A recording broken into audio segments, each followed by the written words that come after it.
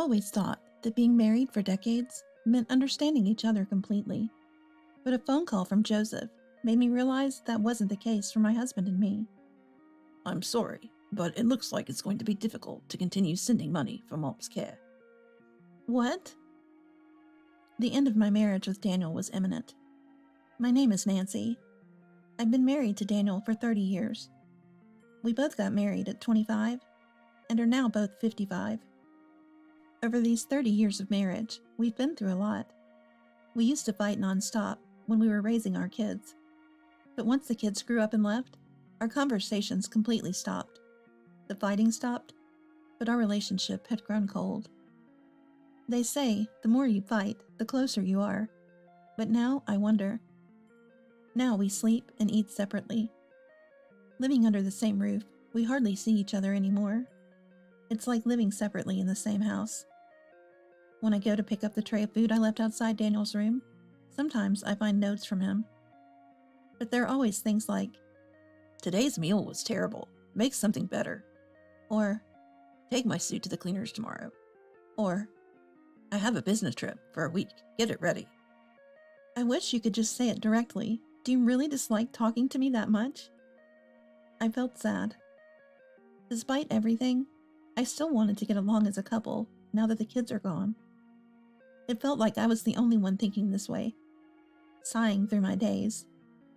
The only thing keeping us together as a couple was Sarah, my mother-in-law. We started living with Sarah when our children left the nest. It's been 5 years since my father-in-law passed away, and Sarah has aged significantly. It worried us to leave her living alone. At first, it was just a bit of difficulty moving around due to age, but over the years, Sarah's capabilities diminished. Now she's completely bedridden. Sarah, still mentally sharp, always looks apologetic. For me, having lost my own parents already, I want to take care of the last parent I had. Even if she's my mother-in-law, I don't want her to feel sorry. I've often heard complaints about mother-in-law and daughter-in-law conflicts from friends, but our home was different. Sarah is a wonderful person who helped a lot when raising the children was tough. I considered taking care of her as a way of giving back, and I've never felt it to be a burden. Moreover, with the increasing support from the government, it's not like I have to manage everything on my own. Yet there was something that still bothered me. It was about Daniel. Despite Sarah being his biological mother, Daniel hardly ever took care of her. In fact, he hardly even tried to see her.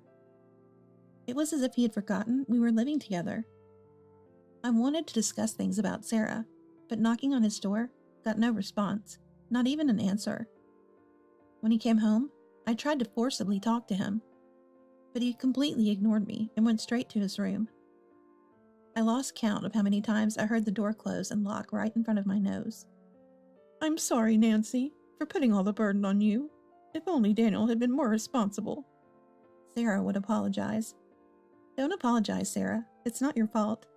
And I don't mind it at all. Please stay healthy and live a long life," I would say, and Sarah would always cry and thank me. The thought of losing such a kind person as Sarah was unimaginable. Her passing was sudden and unanticipated. Daniel, who only glanced at my shocked state, proceeded with the funeral arrangements emotionlessly. The Daniel I saw after a long time didn't seem depressed at losing Mom. Rather, he appeared almost lively. When Sarah suddenly became critical, I panicked and called Daniel, but he cut the call short, saying, "I'm busy at work." Sarah passed away shortly after. No matter how many times I called, Daniel's phone was off. He didn't return until the next day at noon after hearing the voicemail. I was too stunned and angry to speak, but Daniel continued to ignore me until the funeral was over. At Sarah's funeral, our children showed up. Using this as an opportunity, Daniel communicated with me through our children for anything he needed. By then, my anger towards Daniel was greater than my sorrow for losing Sarah. Daniel treated Mom's passing as if it was just paperwork, without any sign of warning. Looking coldly at Sarah's relatives shedding tears, Daniel said indifferently, "Well, it can't be helped, can it?" Daniel's attitude was so cold. It made me want to ask, is he really her son? It was as if it was someone else's problem. The worst part was what he said to the relatives who offered condolences after the funeral. I'm glad she's gone. She was a burden, being bedridden and all. Now I'll enjoy life freely with the inheritance she left, he said with a broad smile. This angered everyone, including Sarah's younger brother, Richard. Why are you so angry? Daniel seemed genuinely puzzled by the relative's fury. He was like an alien to me. I was a mix of anger and disbelief, speechless at his audacity. Complaining about being burdened? He never did anything. He stayed in his room, hardly ever visiting Sarah's room. Even when I asked for help with her care, because it required strength, he ignored me. And yet he had the nerve to say that. Everyone knew I was the one taking care of her alone. They even helped me financially because I couldn't work due to caregiving. Daniel, at his worst, hardly contributed any money to the household. He paid for utilities and taxes reluctantly, but nothing else, not for living expenses or caregiving costs.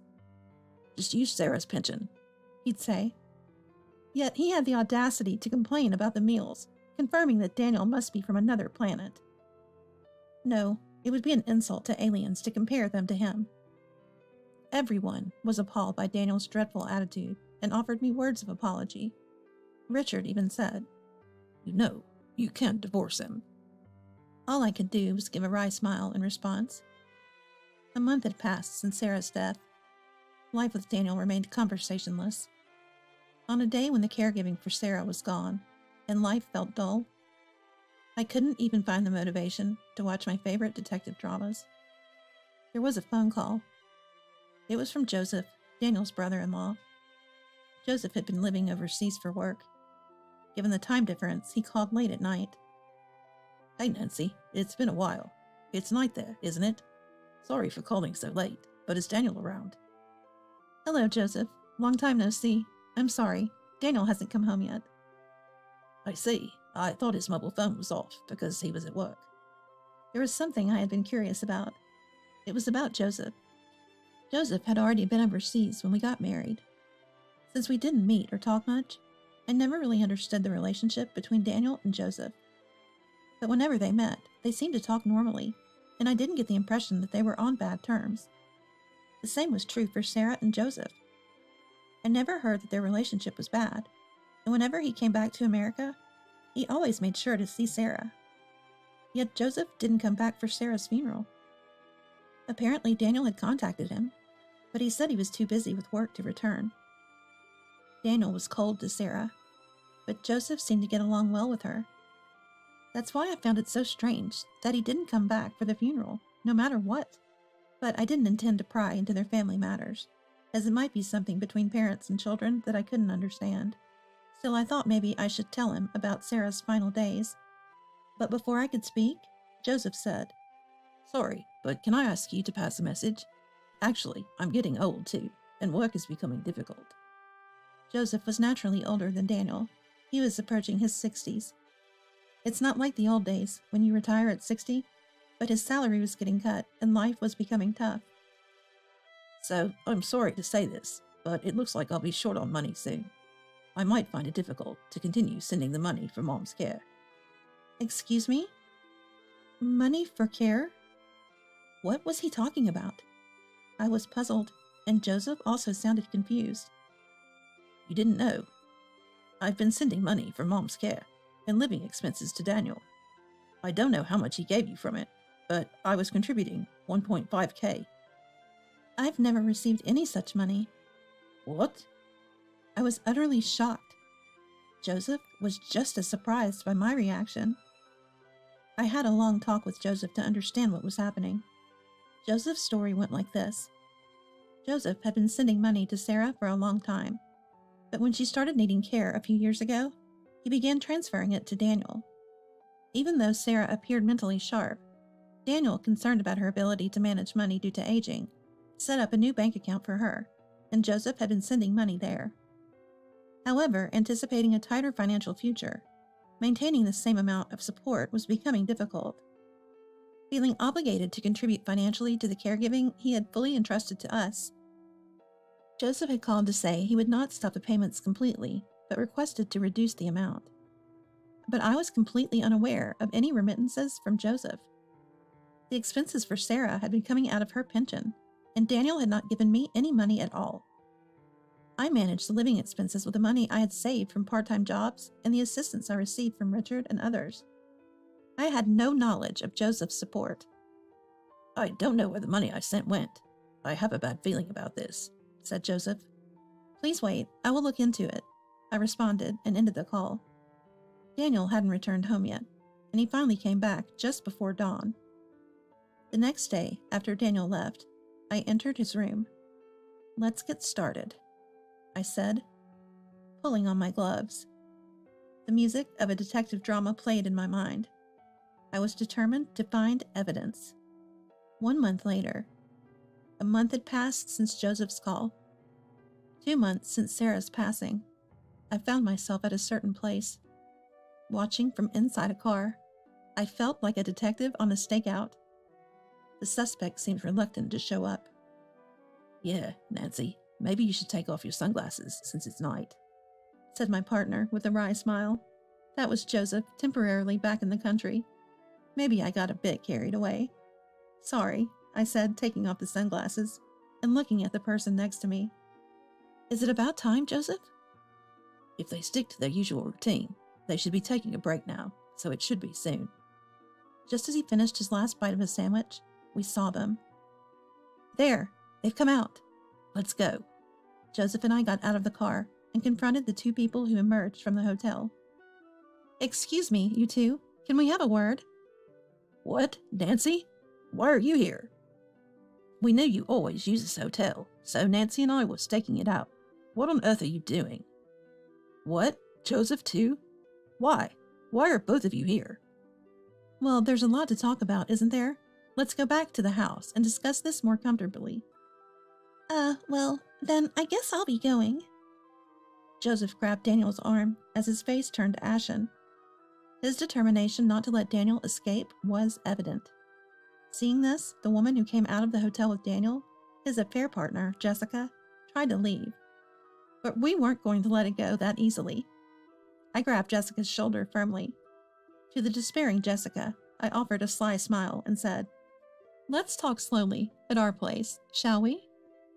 Jessica silently nodded along with Daniel. Good, she's cooperative. Let's have an explanation then. The 4 of us moved to our house. In front of the sofa where Joseph and I sat, 2 adults sat hunched and intimidated, Daniel and Jessica. I stood up, approached Daniel, and presented a banking card in front of his downcast eyes. What is that? Looks familiar, doesn't it? No, I have no idea what that is. I brought the card so close to his eyes as if to stick it there, saying, "You do remember, don't you?" Yes, I do. What is it? It's my bank account. What about the $1.5 thousand deposited every month? What was that again? You know what it is, don't you? I tapped Daniel's forehead with the banking card. I'm sorry. It's the money Joseph sent. What did Joseph say to use this money for? For Mom. Right. This is the money Joseph sent for Sarah. So, Daniel, what did you use it for? The bank account's balance was a striking 0. The $1.5 thousand deposited each month were withdrawn almost immediately. Well, what was it again?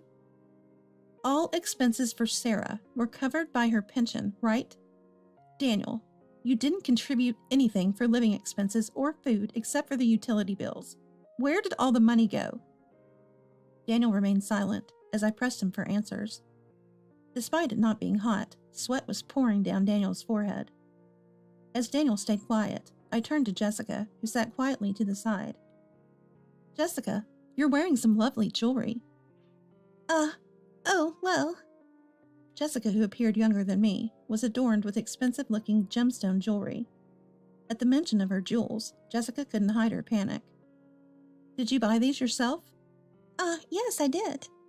Even though you're unemployed and have no money. How did you know that? The moment Jessica exclaimed in surprise, I slammed the floor with my hand. Jessica jumped slightly. Don't pretend you don't know. The evidence is clear. I don't know anything. As if someone would wear jewelry without knowing its origin.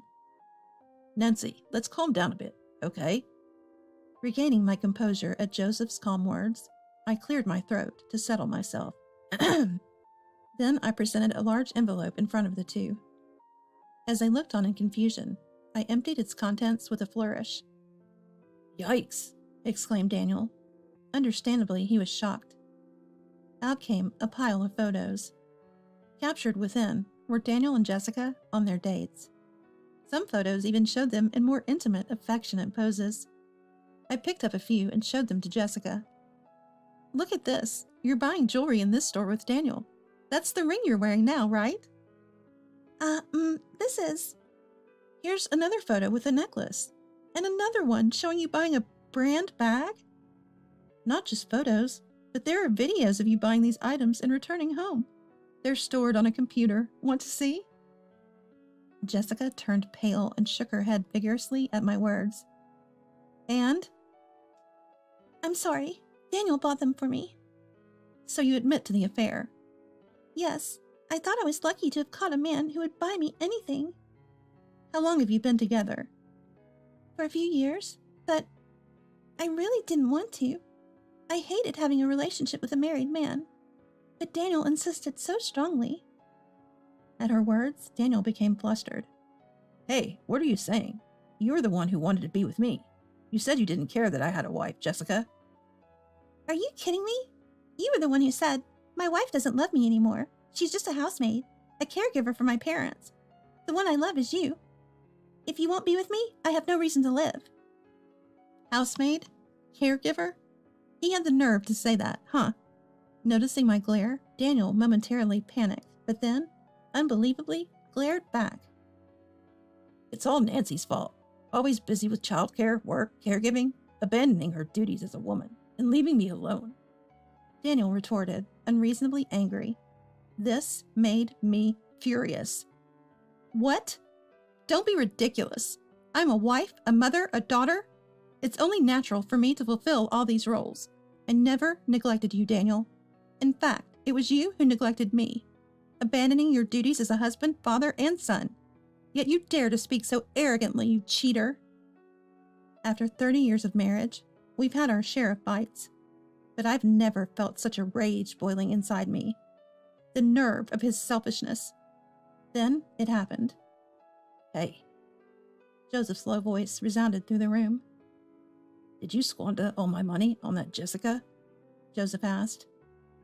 Although we didn't meet often, Joseph had always been a mild-mannered and kind person. What happens when such a person gets truly angry? The terror was so palpable that I could feel cold sweat down my back. And Daniel, the target of Joseph's glare, must have felt it the most. He was visibly pale and trembling. Joseph, listen to me. There's no need to listen to your excuses. I've had everything investigated by a detective. Daniel, you quit your job and lived off my money for your affair. That's enough fooling around. How did you... Just like I had earlier, Joseph slammed his hand on the floor. Daniel jumped several inches in the air. Tears welled up in his eyes in front of an enraged Joseph. I told you, I've had everything investigated. Joseph's tone was that of someone who had watched too many detective dramas. But Daniel, still tearful, just shook his head vigorously. Daniel, you took early retirement, squandered your severance and my money, didn't you? Well, that's, and moreover, you didn't even inform me about Mom's passing to keep the remittances coming. That's the lowest of the low. I wanted to take care of Mom myself if I could, but I got a job I loved, and Dad and Mom were happy about it. So even though I was lonely, I thought working hard from across the sea was the best way to show filial piety. Joseph wiped away a tear. But I thought Daniel was actually taking care of them. I feel guilty. So even though it was tough, I kept sending money. I wanted to help financially since I couldn't be there. And then Daniel trampled all over those feelings. Can you understand the pain of not being able to attend your own parents' funeral? I'm sorry. Joseph's genuine anger, coming from his usually mild-mannered nature, and then his tears. And Daniel, while seemingly repentant, quietly apologized. But Joseph's anger didn't subside. Anyone can apologize. Show your remorse with actions. I'm so sorry.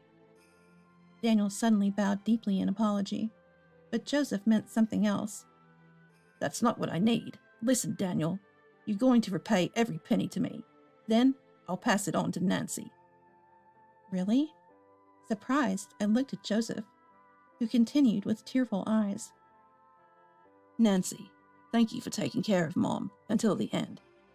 I talked to Richard and others the other day, and it seems Mom was truly happy. You're a good person, she always said.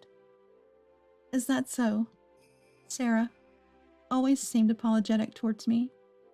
I never knew she spoke so kindly of me behind my back. Remembering Sarah's kindness, tears welled up in my eyes. Daniel became frantic. But Joseph, I've already quit my job, and I have no income. What about your severance pay? Well, I have a little bit left. Unbelievable. How much money had Daniel spent on Jessica?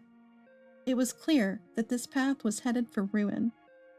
If you're determined, you can find a job. Show me you're serious, Daniel. But that's unreasonable. It's not unreasonable. And Jessica? What? Jessica was startled by the sudden demand. Make sure you pay Nancy a proper compensation in the divorce trial. You knew Daniel was married, right? It's only fair. Well, but... Daniel was lying prostrate on the floor. Jessica stood in shock. Joseph's lecture continued well into the night. Yep, I didn't even have to do anything. Joseph, you're such a support. Afterwards, after sending the dazed pair away, Joseph stayed at a hotel overnight and returned overseas the next day. He handed over the mountain of issues like our divorce compensation, and Sarah's inheritance to a lawyer. Thanks to a skilled lawyer, I got a smooth divorce from Daniel. Daniel and his affair partner initially lived together, but soon parted ways due to constant fighting and being penniless. Daniel somehow found a part-time job, but at his age, his income was modest. Living in an old apartment, struggling to pay back Joseph and barely making ends meet. He tried to seek help from Richard and others, but unsurprisingly, he was shunned by all relatives. Jessica also started working to pay the compensation for the divorce trial. She had been dependent on Daniel, so she's apparently struggling, but I don't care. As for me, I sold the house I received as part of the divorce settlement and moved to a new place with that money. Thanks to my children who always care for me, I'm managing to live, now finally enjoying my freedom. For a while, I planned to watch some old detective dramas online and reminisce about my time with Sarah. I'll look for things I want to do. That's what I was thinking, but now, I'm sitting in an airplane seat. Joseph said, "Why don't you come over here for a change of scenery and think about your future?" I thought going abroad was a bit of a luxury, but I decided to take up Joseph's offer as a reward for all my hard work. By the time I return to America, I'm sure I'll have found something I want to do. Everything will be okay, because life is still full of possibilities ahead.